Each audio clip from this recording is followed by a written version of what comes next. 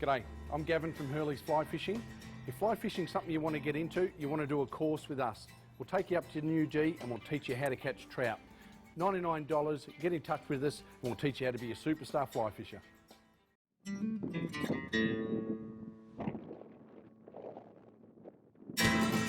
Yep.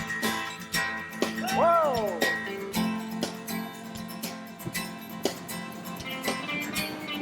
Here he comes. Yeah. Whoa!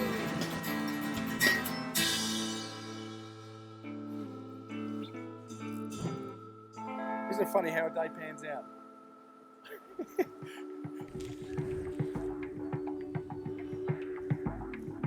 Now it's good when you get to a river like the Goulburn, which is quite big and can be a little bit daunting as well.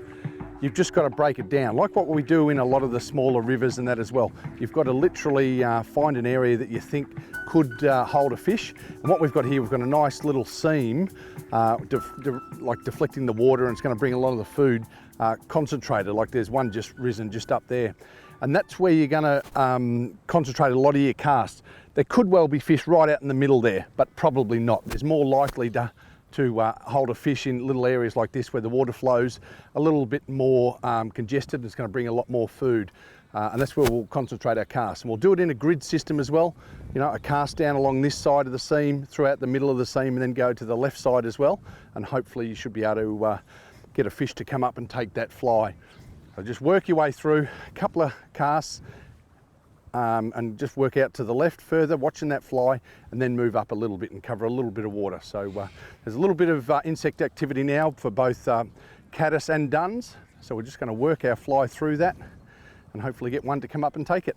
See there where the seam is, it deflects that water around that log, and it creates a nice little area there that the fish doesn't have to swim as hard to stay in the same spot, and literally the food will get brought to them like on a conveyor belt. So it's perfect for the trout. Now, I've just noticed that fish has come up again just on the left-hand side of that log, and quite a big splashy rise, which would indicate there's all different rise forms without getting too complicated about it. A big splashy one is when they're literally jumping to get like the caddis and things like that. So a much bigger fly. So what we're going to put on is my favourite, which is that double, that rubber-legged stimulator, and it just creates a lot more urgency for a much bigger meal, and looks like some of these big double-winged caddis that you quite often will get on the Goulburn and things like that.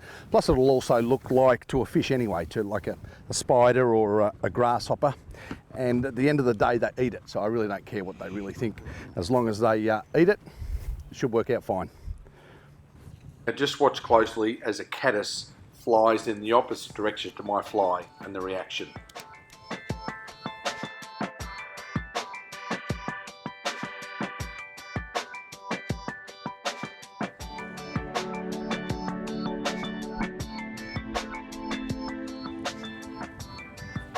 Come on, mate. Eat my fly.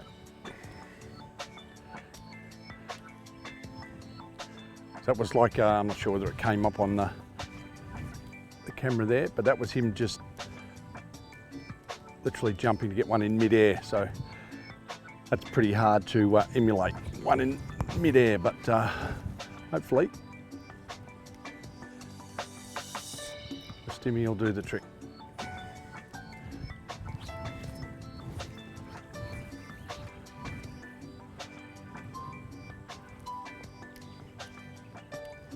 Sometimes with fishing, even the rubber leg stimulator, it's not magic.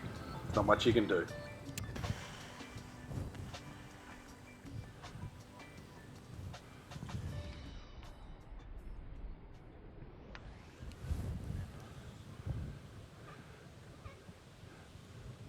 So we've got a couple of fish, one just in here and one further out.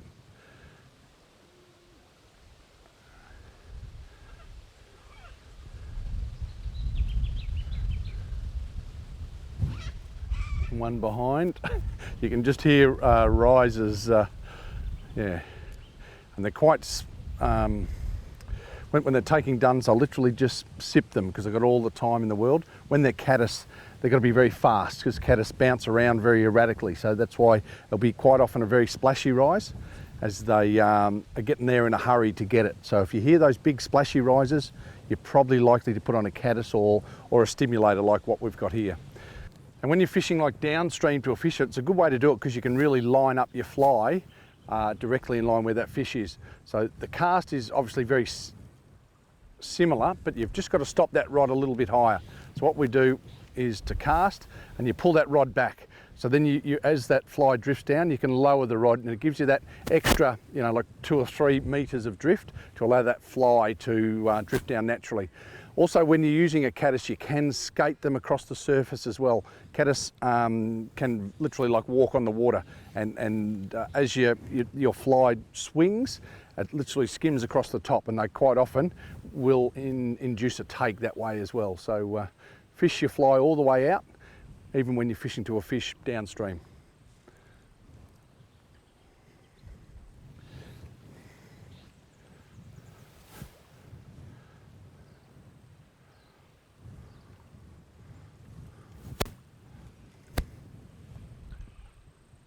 Now we've just got another one just on the end of this log up here. Oh, he just took a dry just then, but he's had been nymphing a little bit. So what I've got the nymph, a little green nymph, which will look like a nymph or a little willow grub that's sunk underneath, like a small little stimulator that he might see that as a caddis or a little grasshopper. So we'll give him the choice of 2 and hopefully he likes one of them.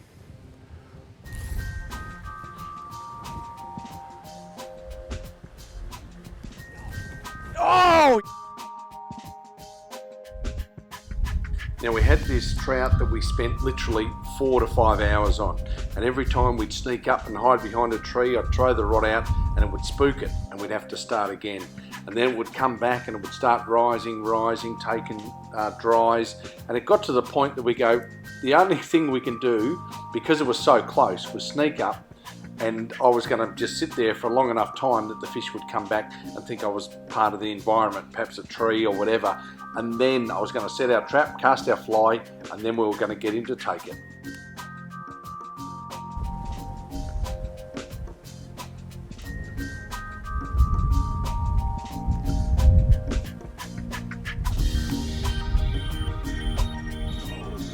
Nope.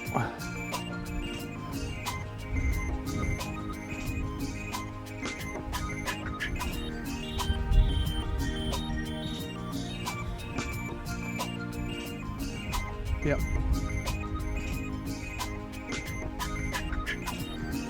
One, two, three.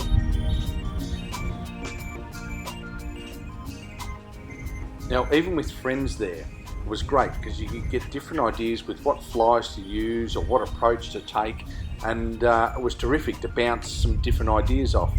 But in such a confined space, I was constantly hooking up on the trees above, the snags below, the grass behind. It was handy to have somebody behind you to help you out every now and then, but it's an incredibly, not frustrating, but challenging fishery, and that's what I think appeals to everybody. Once you fly fish for a while, the harder ones are the best fish to catch, and this was one that we continued to try because we were just in that hope that we were going to catch this fish.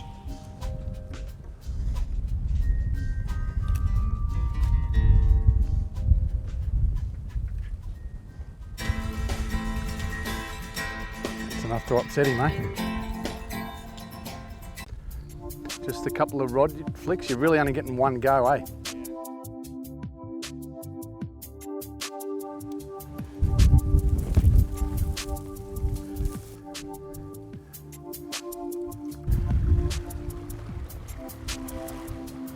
Good. See where that stick comes off this way? Is he in front of that? Now you can see the fish come out and look at the fly, but then turn away at the last minute. That's a rejection.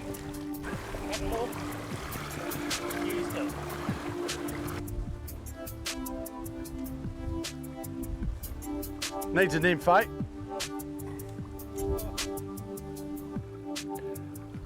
I've got that one just on the edge of this log here, and we've had a couple of goes with a couple of different dries and hopper styles. and he's still feeding. So we've just gone to a nymph. I'm going to bang that down and see if he'll take that.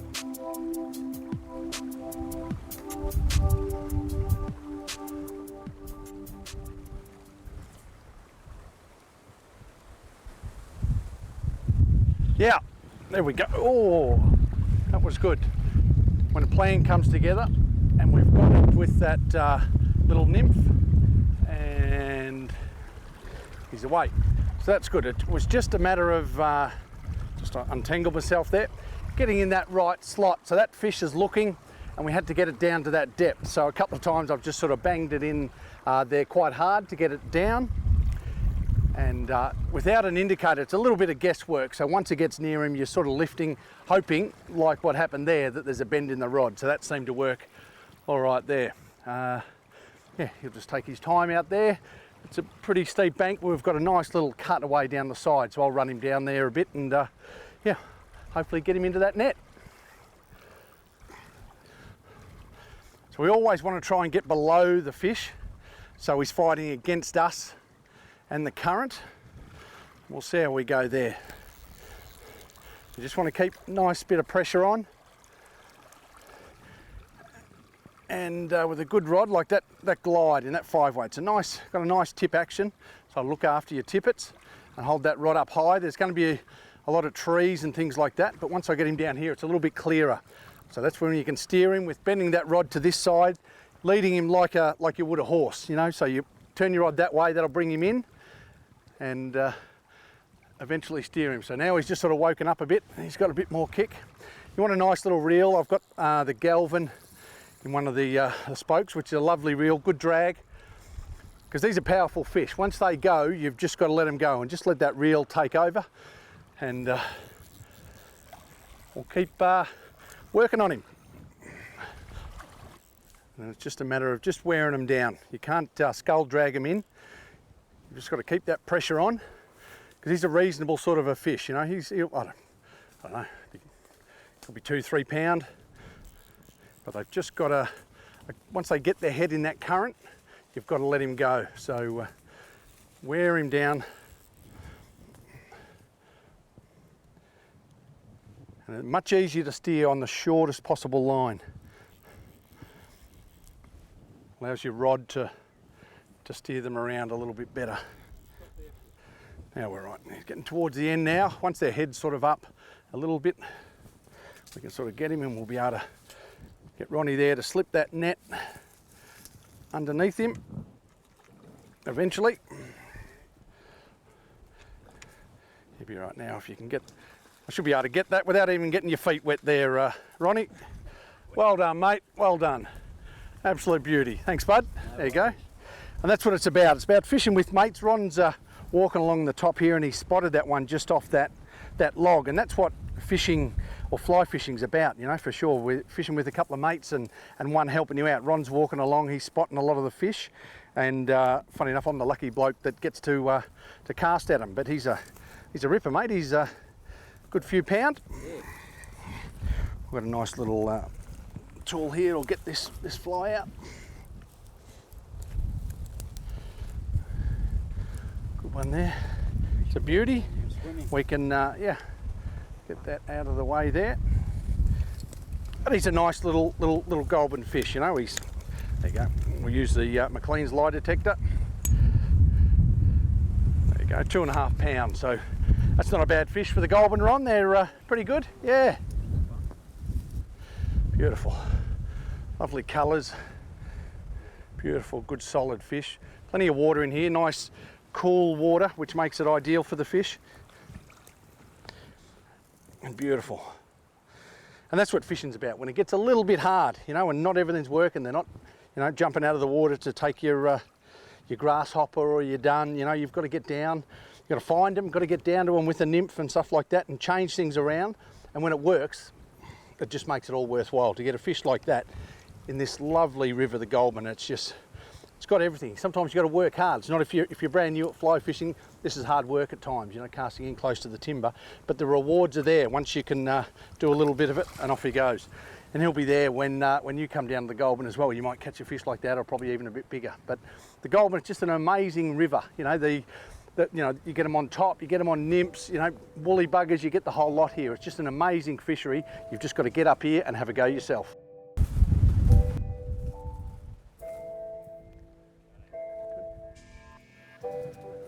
Got a nice little one in here, just slipping off the surface. Nice little bubble line there. Not in the easiest of spots.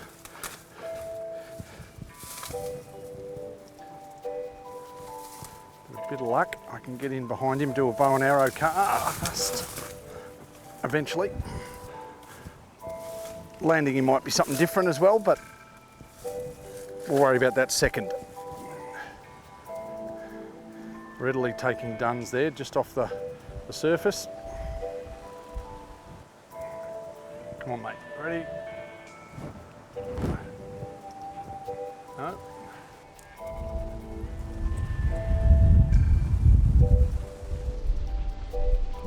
Oh!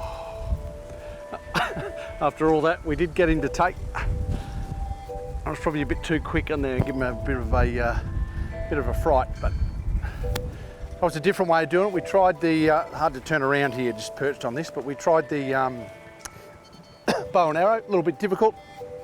This one with that wind, literally just dabbing that fly in front of it, and that was enough to get it in front for him to take it, and for me just to floss him through the middle. But it's all about getting him to take. As long as you can do that, then the battle's half over. Oh, there's that one out there in the middle. Righto.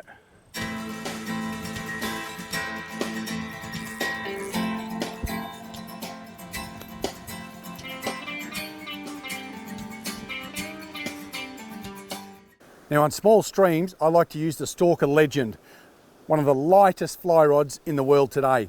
It's made using Mitsubishi and Toray graphite, so it's extremely light and extremely crisp. So its bounce back is incredible. So if we're trying to get underneath trees or right next to logs, its accuracy is pinpoint. Very, on the short cast, it's very responsive, but if you want to throw a big long line, even though that's only a 3 weight, it's got the power through the butt section to be able to do it. You might come across a big fish in a small stream as well. This is also going to be able to steer it round, but give you a lot of enjoyment on the smaller fish you're going to come across. So if you get a chance, have a look at the Stalker Legend. It's a rod you're going to love.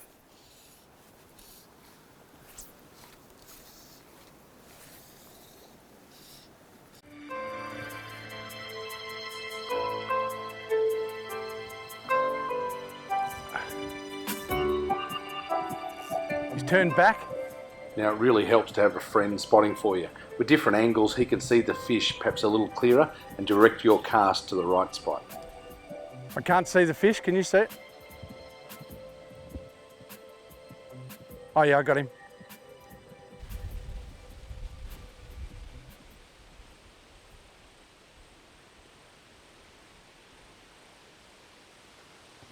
Yeah, there we go.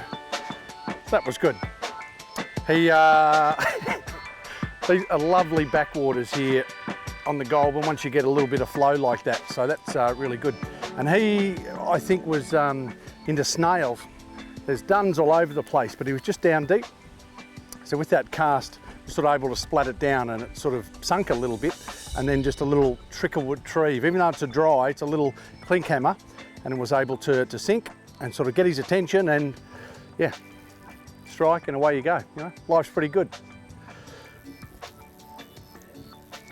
You've just gone out into the main current, and you just got to keep that pressure on and just wear him back in. Lovely little fish, lovely fish. Oh.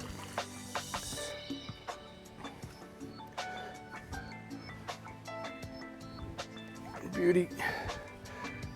Just a typical Goulburn brown, just in this high water, and as we're about 5,000 megalitres at the moment, so that pushes a lot of this water into the backwaters and through the willows, and it's just ideal for sight fishing, and that's what it's about. That's what excites people, or fly fishermen, is being able to see that fish. Whether you catch it, doesn't really matter. As long as you can see it, at least you know what you're shooting at, and it's a lovely fish to get on the Goulburn. And they're territorial as well, so we'll put him back, and then you know, tomorrow he'll be back in that same backwater and feeding the same way. So they're terrific. So if you do frighten a fish at a particular spot, don't be afraid to go back there a little bit later on, because more than likely that fish is going to be there and you'll be able to have another crack at him. Just get this one in. Oh, in a second. We normally use a net, but it's back at the car, so we'll use a hand net. Sorry, mate. Easy, Tiger. Come on, mate. Come on. It'll be over soon. Help me out.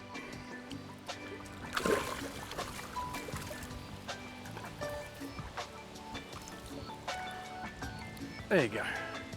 He's a beauty. That's got to be, that's probably 2.5. That could even be 3 pound. And that's an ideal fish, you know, for sight fishing. That's what it's all about. You know, as I said, as a fly fisherman, you want to see it, whoop, catch him, and then put him back. We'll get that fly out, and that's that little clink hammer. And they'll tend to take that as a perhaps as a spent spinner, or as a little dun. Hang on, mate, hang on. But they like it. It's a good little fly. Really good. So perfect brown in the backwater of the Goulburn. We've given him a bit of a fright, so just take your time. Just hold him there till he gets his breath back. You just got to support him. You want him to keep upright till he can virtually swim out of your hands, and then you know he's going to be in pretty good order to go and get a bit more oxygen. He still doesn't know what just happened yet. That dun had a hook in it, but yeah, it's pretty cool.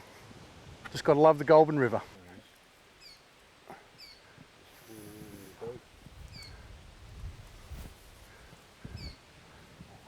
Hi there. All right. Okay, I'll have a get from this side, eh?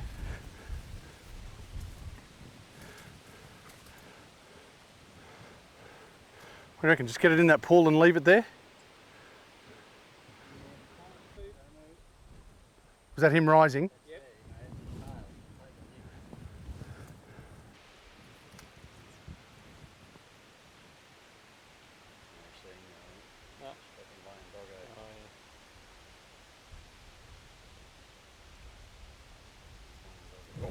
There we, oh, nice. Oh, there you go. Well, that was pretty good.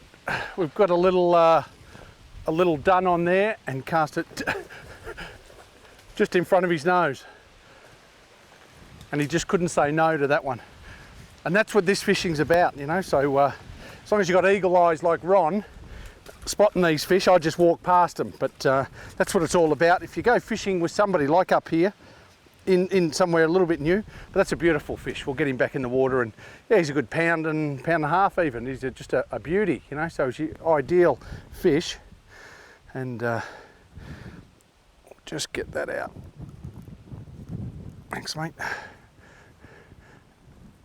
And he was just in there, just ambushing that little dun, but we'll get him back in.